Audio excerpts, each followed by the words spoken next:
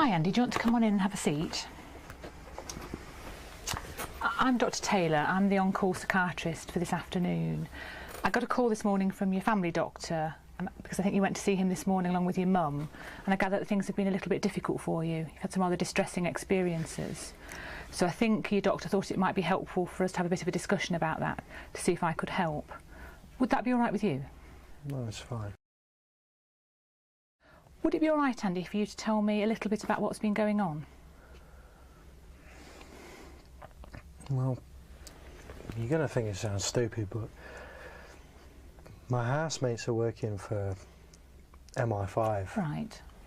And they're doing stuff to my brain. Okay. And they're out to get me. Okay, that must be very difficult for you. Okay. Yeah. How long has this been going on for, Andy? About 2 months. Right. And how did you first work out that this is what was happening? I came home one time and they'd moved the TV to the other side of the room, right. And I knew then. And what was it that you knew at that moment? That they were for MI5. Right. Okay. Okay. So it's been going on a couple of months. Yeah. This new lecturer started at uni, right. And he works for MI5. Right. And he basically drafted my housemates in, turned them against me. Okay. Yeah. Okay.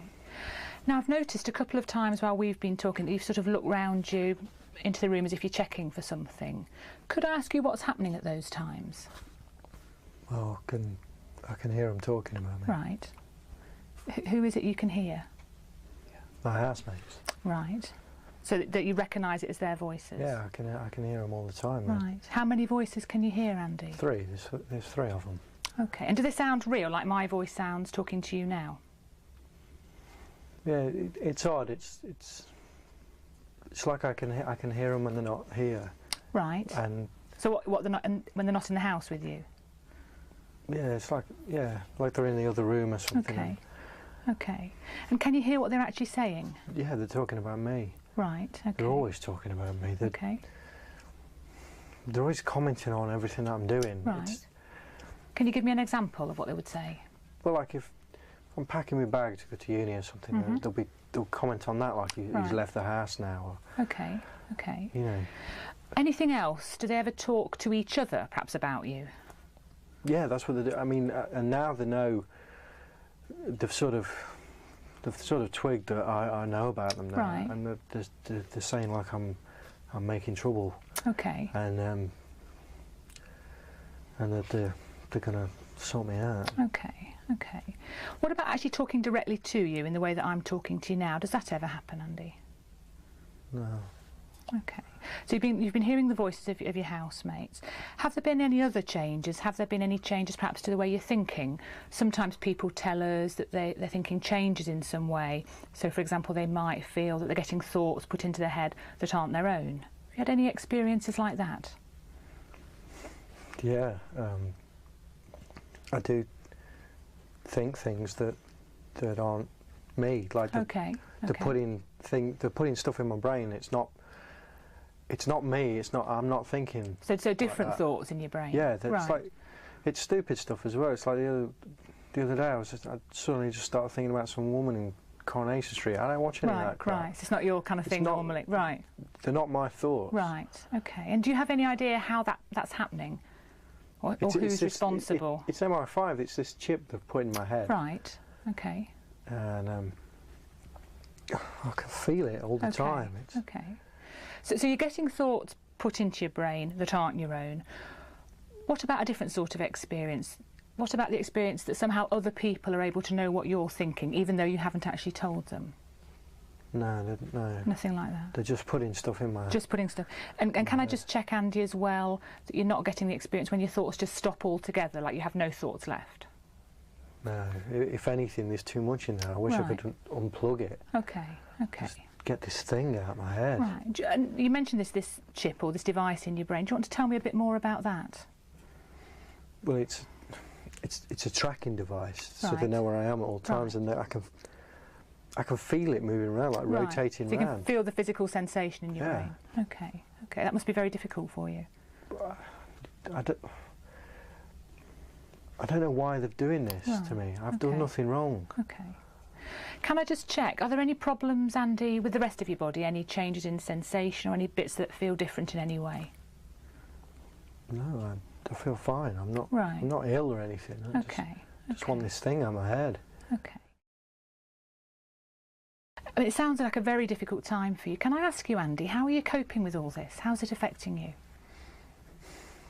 Well, I'm not really leaving my room much, and I sort of have to wait till they go out to go down and get some food. But they've been doing stuff to my food now. So okay. Well, what do you think's happening to your food? They're poisoning it. Right. Okay. Are you actually eating much at the moment? No. Okay. Now, with all this happening, and this sounds like you don't feel very safe. Have I got that right? Okay. Have you felt the need, I don't know, to take steps to protect yourself in any way? Well, I've got a knife. Okay. And I've got like a baseball bat. Right. It's just in case they get in my room. I don't want to hurt anyone. I just feel like I've got to protect myself. It's like it's cornering me to do this. Right. Okay. Have you felt the need to use either the knife or the baseball bat so far? To take it out with you for protection? No, I don't want to get caught. I don't. Okay. No. Okay. It's just in my room. Okay. Has it ever got so bad, Andy, that you felt the need to hurt yourself or even kill yourself as the only way out, the only way of coping with this? Well, I thought about getting some pills, but I couldn't leave the house, so I didn't get anything. And when you say getting some pills, would that be to take an overdose of tablets? Yeah. But you've not actually done anything about that so far? Okay. In the past, have you ever had any problems either with your temper or getting into fights, being aggressive, either with your housemates or anybody else? No, I'm not that kind of person. I don't want to hurt anybody. But they're just driving me to this. And can I just check again, you've not been in trouble with the police or anything like that? No, never. Okay. With all this that's going on, is there anywhere at the moment, Andy, that you feel safe? My parents' house. Right, okay. And have you seen much of your parents recently? Yeah, I thought about going back there, but I don't want to drag them into this. I don't want MI5 knowing about them. Right. And throughout this last couple of months, when you've had all these worries, have you ever worried that your parents might in some way be involved in this conspiracy? I thought about it, but no. Okay, okay. Can I just check out a couple of background things with you, Andy? Your general health, is that okay? You generally fit and well? Yeah, I'm not ill. There's nothing wrong with me. Okay. It's just this thing in my head. Okay. And you're not on any regular medication from your own doctor at this stage? No, I don't take any pills. What about other drugs? And by that I'm meaning alcohol, cannabis, pills, anything else? Well, I don't drink much alcohol. Right, okay. And what about drugs like cannabis? Is my mum going to know about this? No, I think it's something that it's important that I hear about, but this wouldn't be something we'd be discussing with your mum. I smoke a bit of weed. Okay. Would that be regularly, so most days? Yeah. And how much would you be spending on weed?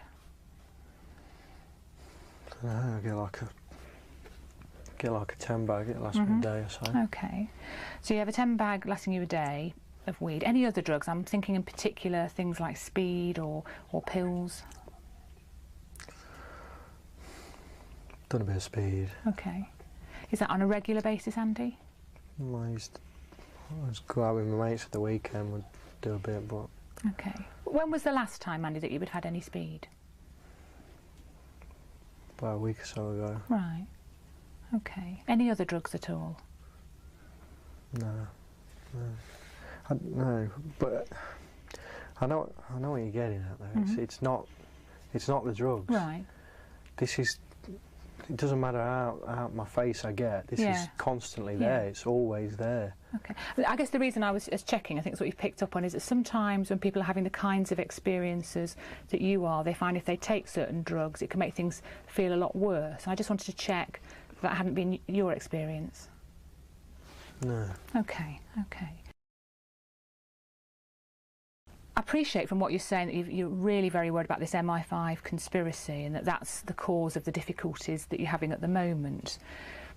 I just wanted to check with you, do you think it could be due to anything else? I mean, I've obviously met other people who've had similar experiences, and sometimes they're extremely stressed, some people might be actually mentally unwell, and just whether any of these things might be relevant to you at the moment. No, because I'm not ill. Right. It's them, and I've read books on this as well. The government know about them. Right. They know that they do this to loads of people. I don't know how they can get away with it. Okay. I've done nothing wrong. I don't know why they're doing this to me. Okay. I just want it to stop. Sure, and I think I can appreciate that. I guess what I'm wondering is whether you think there's anything that someone like me might be able to do to help you as a doctor, that sometimes meeting with someone like a psychiatrist or having medication, or for some people even coming into hospital for a short time might be helpful. Do you think any of those things would help you at the moment? I don't know. I mean, I'm only here really because of my mum. Right. I don't want to worry her. I've tried to talk to her about it, and she doesn't understand. She doesn't really believe me. I mean, do you believe me?